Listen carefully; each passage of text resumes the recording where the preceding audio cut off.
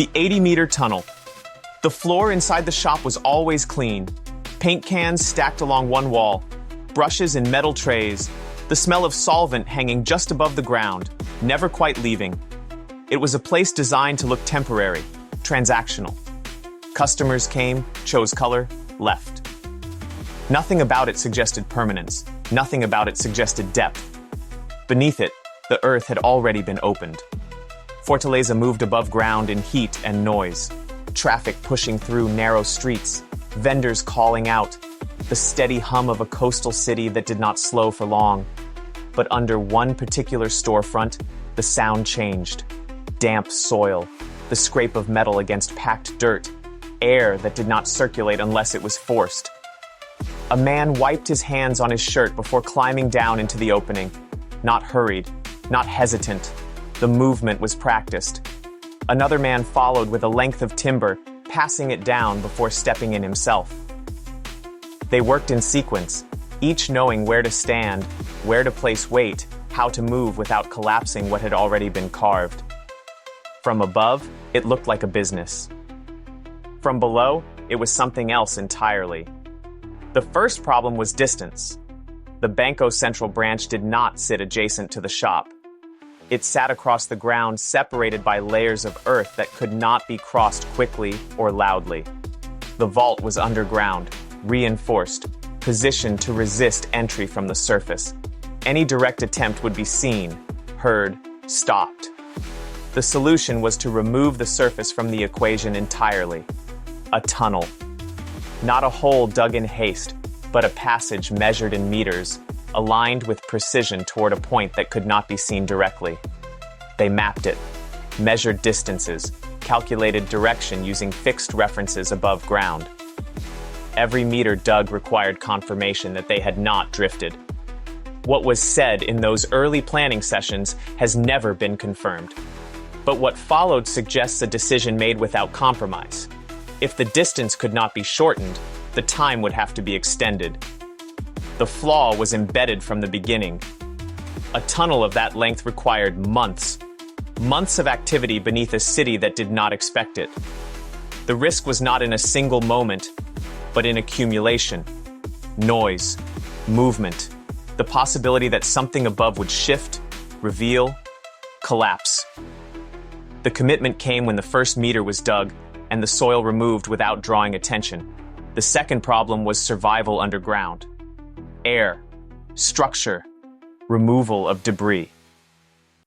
A tunnel is not only a path forward, it is a space that must remain intact long enough to be used. The deeper it went, the more unstable it became. The solution was reinforcement, timber supports placed at intervals, plastic sheeting to manage moisture, ventilation improvised to allow air to move where it otherwise would not. The soil was bagged and removed gradually, carried out through the shop in quantities small enough to avoid notice.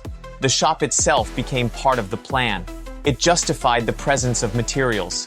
It explained the movement of goods in and out. It provided a surface identity that concealed what was happening below. The flaw remained. Every bag of soil removed was a trace. Every piece of timber brought in was part of a pattern.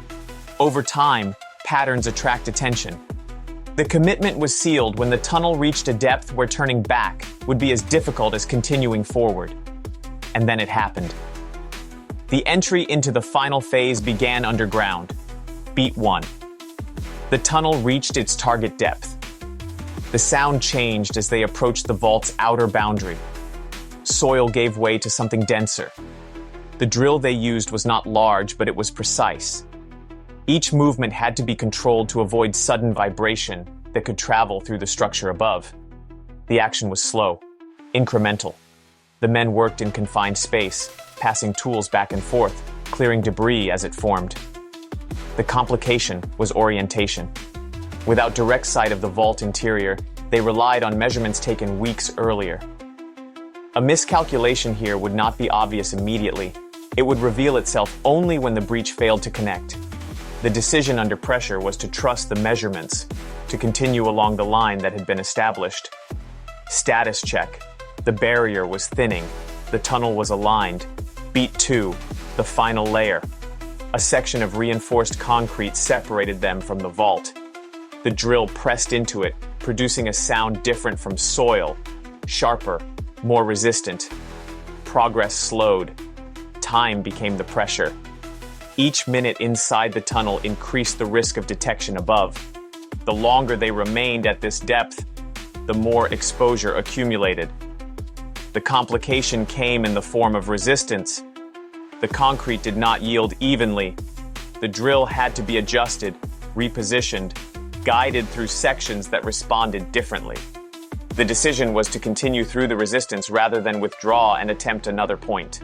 The tunnel could not be redirected easily at this stage. Status check. A break appeared. Beat 3. The vault interior opened. Air shifted as the barrier gave way. A void beyond the wall. The men widened the opening carefully, ensuring it could be used without collapsing the surrounding structure. Inside, stacks of cash, bundled, ordered, stored in a way that suggested stability. The vault had not been disturbed. No alarms had been triggered. The entry had occurred beneath the systems designed to detect intrusion. The action accelerated. Bags were filled. Bundles moved through the opening into the tunnel. The confined space forced a rhythm. Pass, receive, stack, move. Each man took a position, reducing unnecessary motion. The complication was volume. There was more cash than they could remove in a single pass without overloading the tunnel.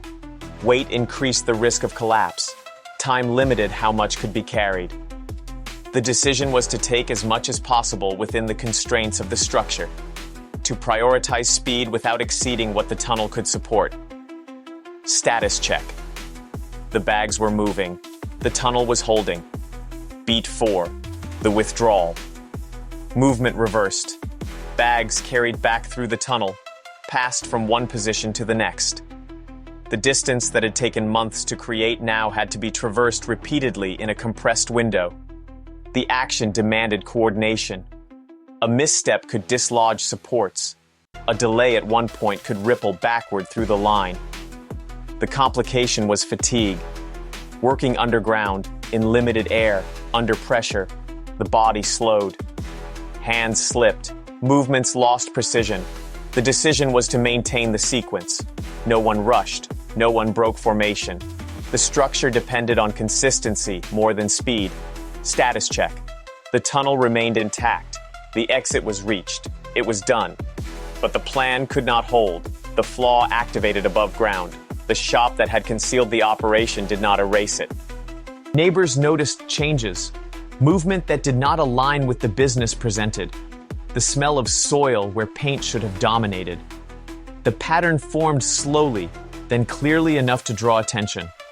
When authorities entered the shop, the surface gave way to what lay beneath. The realization came not from alarms, but from absence. The vault had not been breached from above. The systems had not recorded intrusion. The entry had occurred where they had not been looking. The irreversible point had passed. The money was gone. When the investigators arrived at the vault, they followed the path backward. The first evidence reveal came from the tunnel itself. 80 meters of reinforced passage, constructed over time. The implication was immediate. This was not a sudden act. It was sustained, organized, deliberate. The investigative response focused on logistics. Who could manage such an operation? Who could maintain a site for that duration without exposure? The second evidence reveal came from the materials left behind. Tools, supports, remnants of the operation that could not be removed without compromising the structure.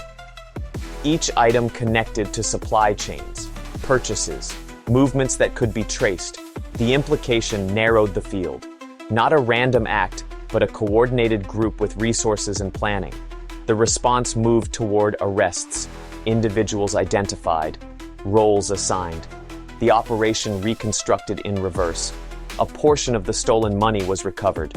Several members of the group were arrested and convicted, their involvement established through the physical evidence and the network that supported the operation. Others avoided immediate capture, and a significant amount of the money was never traced back to its origin. The heist changed how underground access was considered in bank security, expanding the focus beyond doors and alarms to the ground itself. The final image is of the tunnel, extending through darkness for 80 meters, ending in an opening beneath a vault that had never been forced from above. End.